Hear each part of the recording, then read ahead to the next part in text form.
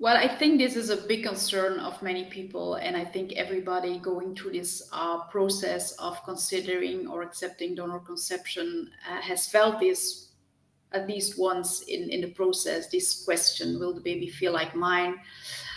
I find it a difficult question to answer, but what I wanted to tell about it is this: I think every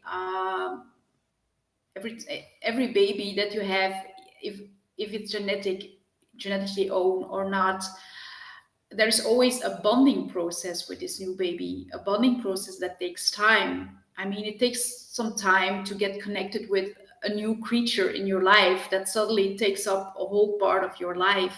You really have to get used to this, and it's not always easy, especially not the first weeks or months after the birth, because you have to recover from childbirth, and you're tired because you don't sleep through the nights, and things like that.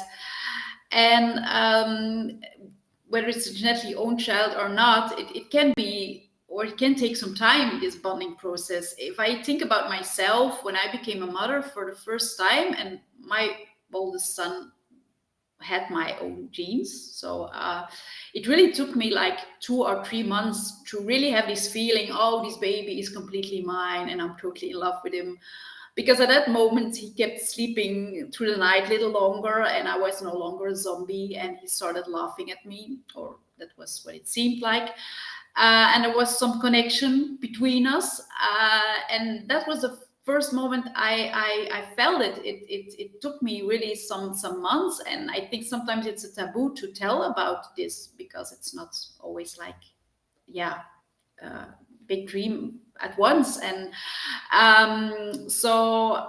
but if you have a baby with for example through donor conception, then your fear might be that this bonding process is taking time because of the genes, but I really believe that it can take some time even if the child has your own genes. So I'm just telling this to put things a little bit in perspective. Also, another thing I wanted to tell to put things a little bit in perspective is that you have a lot of people in your life probably with which you feel a lot of connection, and although you don't have a genetic link at all with these people. But of course, I don't want to minimize the struggle. A lot of people feel this. I recognize it too, and I think you should ask yourself, why am I so afraid that I won't bond with this child? Which fear is underneath it?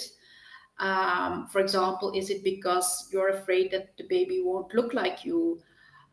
Or what fear is really beneath it?